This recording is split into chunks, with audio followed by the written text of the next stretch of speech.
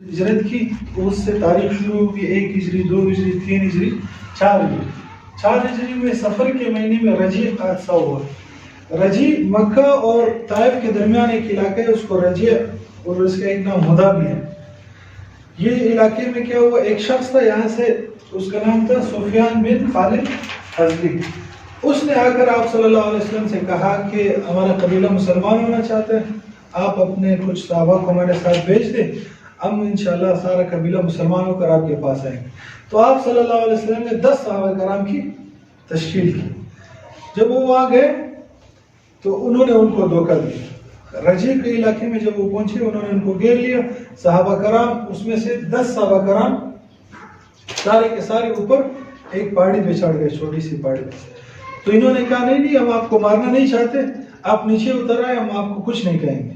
3 صحابہ کرام نیچے آئے, لیکن 7 صحابہ کرام نے کہا کہ نہیں, ان کی ارادے میں ٹھیک نہیں لگتے. اور صحابہ کرام تھے بھی خالی ہاتھ, کوئی اسلحہ وغیرہ لے کر نہیں گئے تھے, کیونکہ وہ تبلیغ کی نیت سے گئے تھے, وہ دعوت کی نیت سے گئے تھے, ان کو دعوت دینے کی نیت سے گئے تھے, کوئی اسلحہ وغیرہ ان کے ساتھ نہیں تھا. جب وہ وہاں گئے, وہ 3 صحابہ نیچے اترے اور انہوں نے پھر وہ 7 صحابہ سے لڑائی شروع کر دی. ان 7 صحابہ کو قتل کر دیا جو اوپر تھے. یہ 3 صحابہ نیچے رہ گئے, ان کو ابھی اپنے ساتھ لے جانا لگے. ایک صحابی عبداللہ بن طارق, انہوں نے کہا مجھے آپ کے وعدے کا بھروسہ نہیں ہے, تم ہمیں بھی قتل کر دو. انہوں نے اس کو بھی وہی قتل کر دیا. 2 صحابی رہ گئے, ایک خباب رضی اللہ تعالیٰ عنہ, ایک اور صحابی تھے. یہ جب آگے لے گئے پھر ان کو ایک جگہ لے کر ان کو سولی پہ چڑھا دیا گیا. خباب رضی اللہ تعالیٰ عنہ کو بھی اور ایک جو دوسرے صحابی تھے ان کو بھی, ان کو سولی پہ چڑھا دیا گیا اور ان کو بھی شہید کر دیا گیا. آپ صلی اللہ علیہ وسلم کو جب اطلاع پہنچی مسجد نبوی میں, آپ صلی اللہ علیہ وسلم بہت رنجیدہ ہوئے اور آپ صلی اللہ علیہ وسلم نے فرمایا کہ کون ان صحابہ کی لاشیں اٹھا کر لے آئے گا. تو 2 صحابی تیار ہو گئے, زبیر رضی اللہ تعالیٰ عنہ اور مقداد رضی اللہ تعالیٰ عنہ.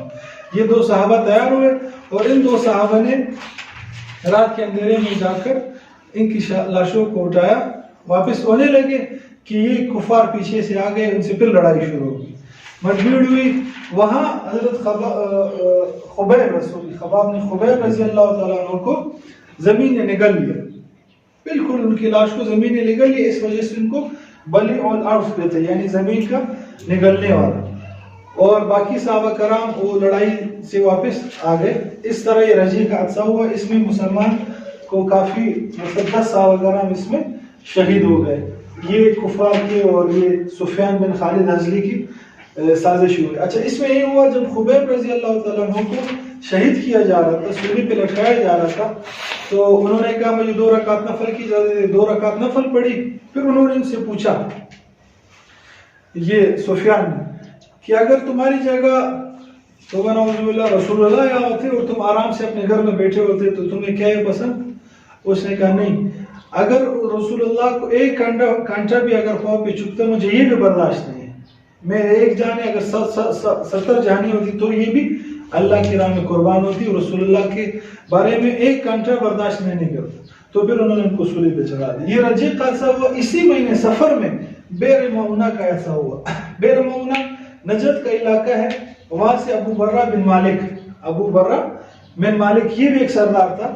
یہ آیا آپ صلی اللہ علیہ وسلم کے پاس اور آپ صلی اللہ علیہ وسلم سے کہا کہ مجھے کچھ صحابہ دے دیں اور جا کر ہم وہ دعوت تبلیغ کا کام کریں اور ہمارا ایک بہت بڑا قبیلہ ہے وہ مسلمان ہو جائے گا. صحابہ کرام نے آپ صلی اللہ علیہ وسلم نے فرمایا مجھے نجد والوں پہ بھروسہ نہیں ہے, لیکن اس شخص نے بہت زیادہ اصرار کیا کہ نہیں آپ بھیج دیں. تو آپ صلی اللہ علیہ وسلم نے 70 صحابہ کرام اور وہ بھی قراء علماء جو بڑے بڑے قاری تھے, ان کو آپ صلی اللہ علیہ وسلم نے تشکیل کی. وہ جب روانہ ہوئے بئر معونہ میں, ان کے جو باقی لوگ تھے وہ آگے, انہوں نے ان کو گھیر لیا. اس بندے نے کہا کہ بھائی اس کو نہیں مارو, لیکن ایک بندے کی کون بات سنتا.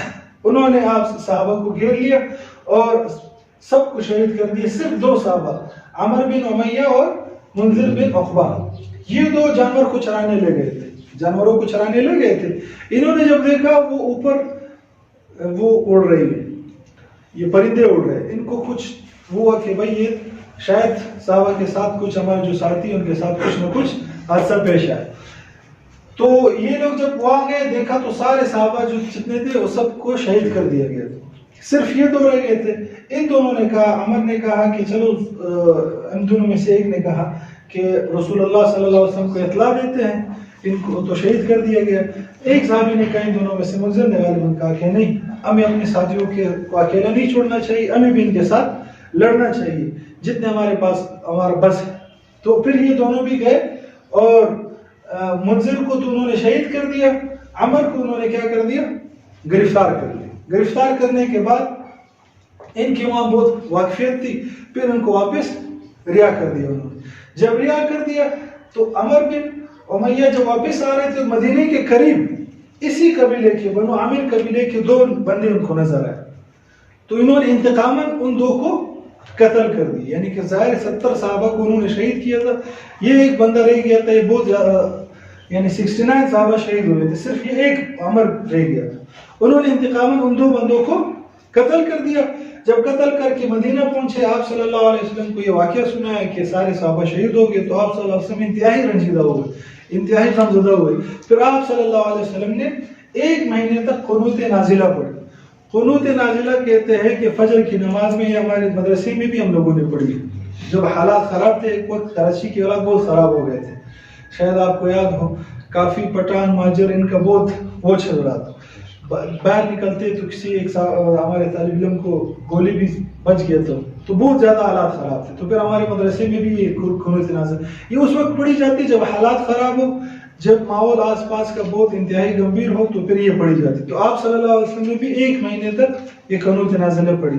اس کا طریقہ کیا ہوتا ہے, فجر کی نماز میں جب رکوع سے ہم اٹھتے ہیں نا, سمیع اللہ لمن حمدہ ربنا لک الحمد, پھر اسی طرح کھڑے رہتے, پھر امام قنوت پڑھتے ہیں جیسے کہ ہم اس میں پڑھتے ہیں نا وتر میں.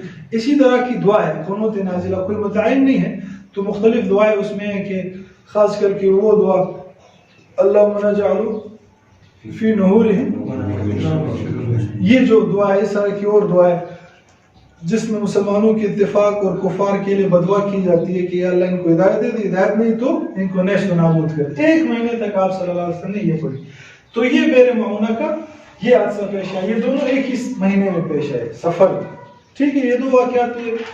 یہ 2 واقعات جب ہوئے نا, 2 بندے قتل کر دیے تھے نا, یاد ہے نا, عمر نے 2 بندے قتل کر دیے تھے.